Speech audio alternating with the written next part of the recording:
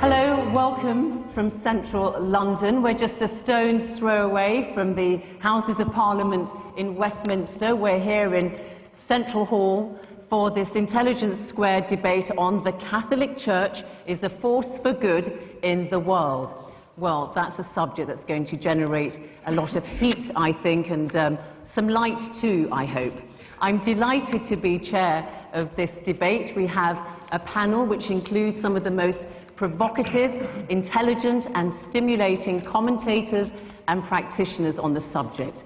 Arguing for the motion, the Archbishop of Abuja in Nigeria, John Onaiyekan, the British Conservative MP, Anne Widdecombe. Arguing against the motion, the actor, broadcaster and author, Stephen Fry, and the journalist and commentator, Christopher Hitchens. Well, our first speaker is John Onaiyekan, His Grace, the Archbishop of Abuja, the capital of Nigeria.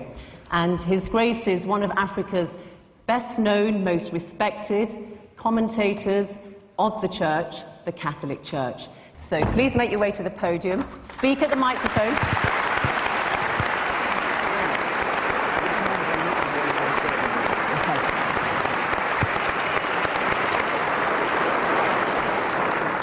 Friends, I certainly must say I'm grateful to be here, because for me it's more than a matter of debate, because that's what my life is all about.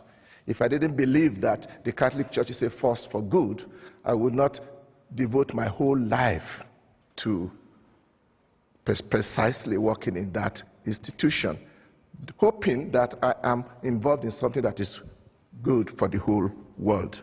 You see, for me to be a Catholic is a gift of God. Let me start with the word church, the Catholic Church. Obviously, it means many things to many people, but I think as an archbishop, I should be in a position to say what it does mean, especially to us Catholics. Yes, the Catholic Church is an institution, and some people say it is perhaps the best organized institution in the world, but that's not really the essence of our church. We should go beyond the institution, and for us, the church is first and foremost a community of believers. And this is a community of believers that is spread all over the world, made up of all kinds of people.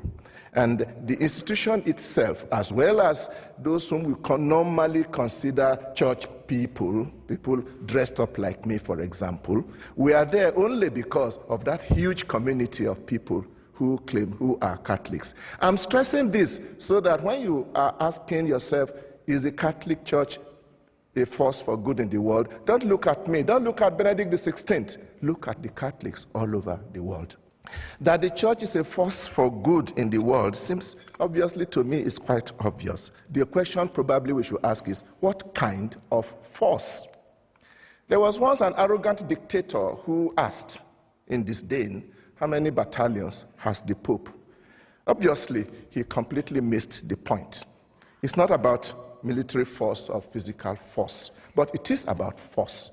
It's about the force of a spiritual message, the force of values, which has stood the test of 2,000 years, and not only 2,000 years in time, but has spread its message all over the world among different kinds of people, different races.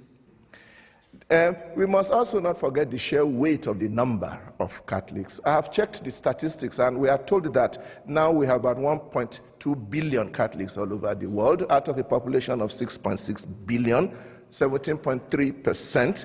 And these are young, these are made up of all categories of people, young and old, women and men, peasant farmers and high-tech professionals, simple citizens, and even heads of states and world leaders. This is the great army that is a great force for good in the world, and whatever they are doing, we consider it as being done largely also as a result of the spirit that guides them. Independent statistics have shown that the Catholic Church is doing far more than its numbers and its population would probably suggest. The action of the Church is most significant in communities that are reduced to poverty and misery by human neglect and sometimes by hostile environments.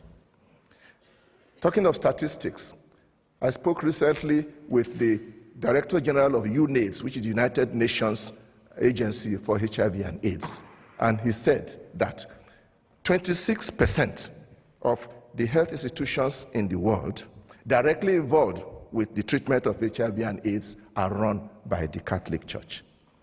And please note that it is a well-known policy of our church that whenever we are engaged in social welfare work, it is always given to all without any discrimination, whether you believe or not, irrespective of creed. Indeed, it is an integral part of our faith that our church is made up of saints and sinners. We are all struggling towards that perfection which Jesus asked us all to first follow. Nor am I denying that the Catholic Church has always and everywhere done excellent things, even sometimes in high levels. But this again only proves that we are in this world. Even the late Pope John Paul II had no difficulty at all in admitting the mistakes that people who claim to be Catholics and working in the name of the church have done in the past, and even apologized. And such gestures of apology is very rare in our world today. Let me conclude by drawing your attention to one particular aspect of my faith which I admire greatly. We are very open to dealing and moving and collaborating with others. And I think this is very important for the world of our days. We are talking of the world of today. We need more and more efforts to link hands across all divides so that we can manage to make our planet a better place, a world of justice and peace. Is there still anybody here who still doubts whether the Catholic Church is a force for good in the world? Thank you very much.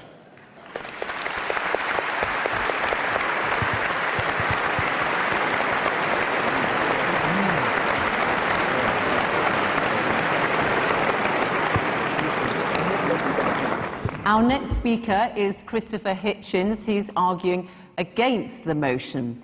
He is a writer, journalist, and commentator, particularly well known for his trenchant and views and very original thinking. So, Christopher Hitchens, let us hear what you have to say. Your time starts now. Please make your way to the podium.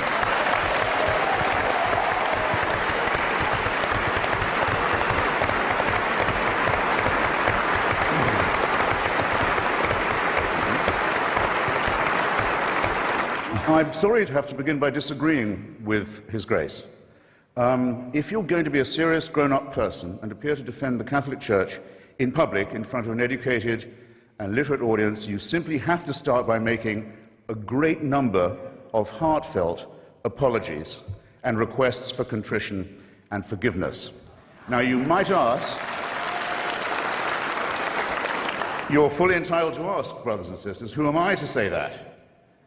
Well, in the Jubilee Millennium Year of 2000, the Vatican spokesman, Bishop Piero Marini, said, explaining a whole sermon of apology given by His Holiness the Pope, given the number of sins we've committed in the course of 20 centuries, reference to them must necessarily be rather summary.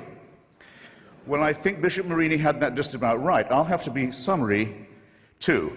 His Holiness on that occasion, it was March the 12th, 2000, if you wish to look it up, begged forgiveness for, among some other things, the Crusades, the Inquisition, the persecution of the Jewish people, injustice towards women, that's half the human race right there, and the forced conversion of indigenous peoples, especially in South America, the African slave trade, the admission that Galileo was right,